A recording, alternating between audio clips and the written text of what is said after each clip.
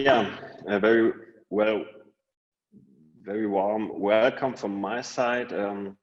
Short introduction of myself. I'm Philipp Schulz. I'm responsible for the business development at INVAO. INVAO is a global blockchain asset manager based in Germany, Liechtenstein, and Dubai. Today we are focusing on three different topics. So what happened last week in crypto?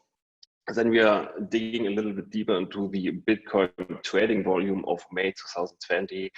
And last but not least, I will present some portfolio simulation with different crypto exposure from 1% to 5%, and what it consequences into KPIs of portfolios.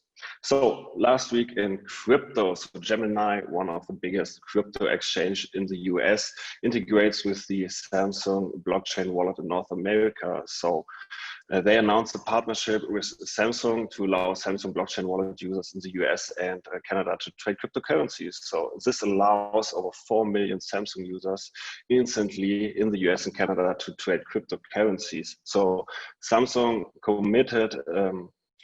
commitment is to establish a simple and secure gateway for individuals to enter the blockchain and cryptocurrency ecosystem. Said by this, the Samsung blockchain wallet is a secure crypto wallet for handling crypto transaction on the go by bringing the cryptocurrency management to mobile. This is a really great step forward to mass adoption. The next thing which happened last week is the Chinese Communist Party's new blockchain book casts Libra, the cryptocurrency project of Facebook, as a threat to its own currency system. So the Central Party School, which is a higher educational institution that trains government officials, published a book with the name of Discussing Digital Currencies with Leading Officials. And in this book, they explore the political and economic consequences of technology like cryptocurrencies and artificial intelligence. When we look on the topic of cryptocurrencies, they also included stablecoins, exchanges, cross-border payments, and initial coin offerings named ICOs. They also mentioned that Libra is an excellent example of the public-private partnership for future world currencies, but also it contradicts the increase of the influence of the Chinese yuan. So the Chinese Communist Party is also working on their own digital currency, which will be backed by the native currency, the yuan. And the last announcement was that the Bank of Russia wants to put mortgages issuance on a blockchain. So they launched successfully a trial on decentralized depository system for digital mortgage bonds. So the project is not named yet, but they are testing two digital projects. The one is a hybrid token representing digital rights and goods, and the other one is a tokenization of services. The next topic I want to present is the Bitcoin trading volume of May 2020. So we from INVAO looking a little bit deeper into the Bitcoin trading volume, from which markets the volume comes. And looking on this figure, the Bitcoin trading volume really depends on the market. So for example, $500 million is traded on US dollars. So the trading pair of Bitcoin is Bitcoin to US dollar, it's just $500 million. Taking into considerations all fiat markets, so the euro, the yuan, the currency of South Korea as well, and also the Turkish lira, so all fiat currencies, we are talking about Bitcoin trading volume just about 1.7 billion. But a really interesting fact is, and that's also the topic of this webinar for today, stablecoins. As you can see, the gap from 1.2 billion to 3.5 billion trading volume consists out of stable coins. So you have a lot of different stable coins, and also the stable coins have a different characteristics to each other. There are some kind of fiat collateralized stable coins, commodity collateralized stable coins, also crypto collateralized stable coins, and stable coins with no collateral. And the trading pair to stable coins is 2.3 billion. And when after this, we take into consideration all other trading pairs within the crypto space. So for example, you trade Ethereum against crypto. This is just, not nearly a billion.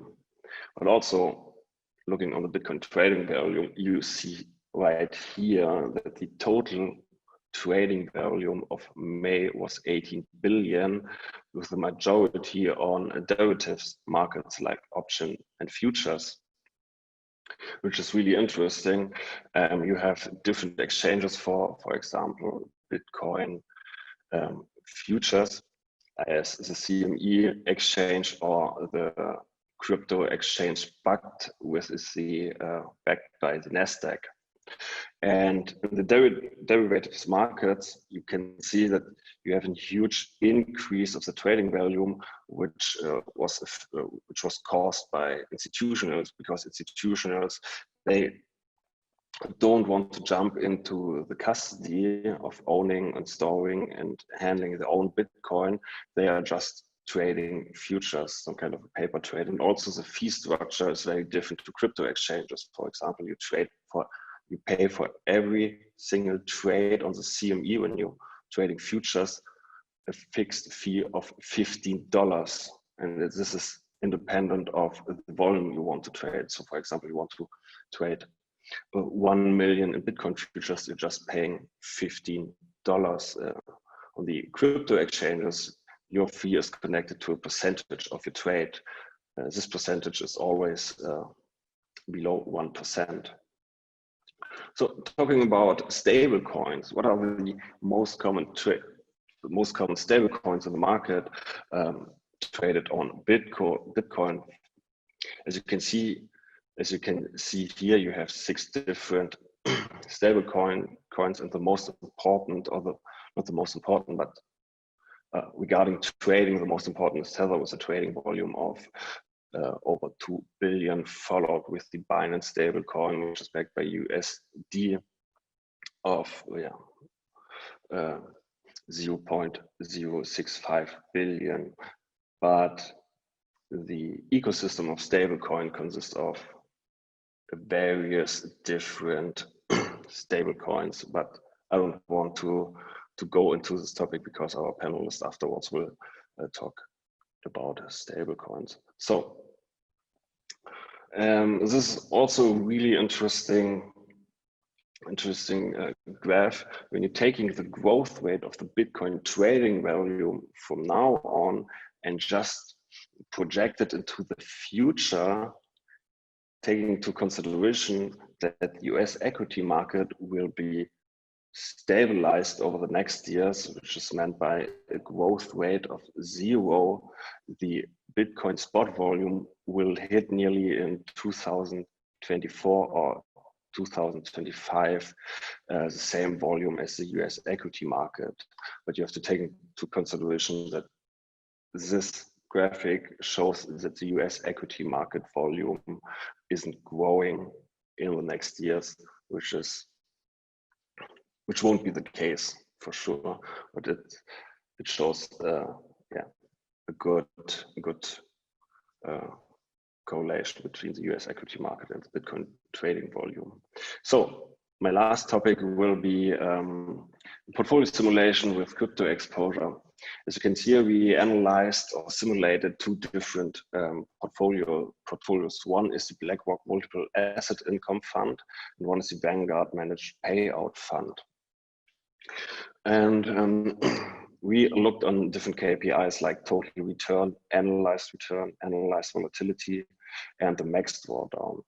So the very first 3 graphs or 4 graphs here of the BlackRock Multi-Asset Income and the Vanguard Managed Payout Fund, there is no crypto exposure included, but we did some simulations with the crypto exposure of 1% and the crypto exposure of 5%, over a time horizon of 18 months. What was the outcome? It was really interesting.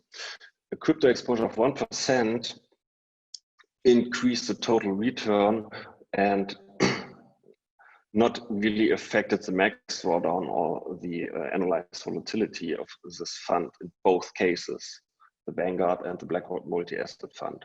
But the integrating crypto exposure into this portfolio of 5% increased tremendously the total return in both funds, with also a connected max drawdown and a higher volatility because of out of the characteristics of Bitcoin.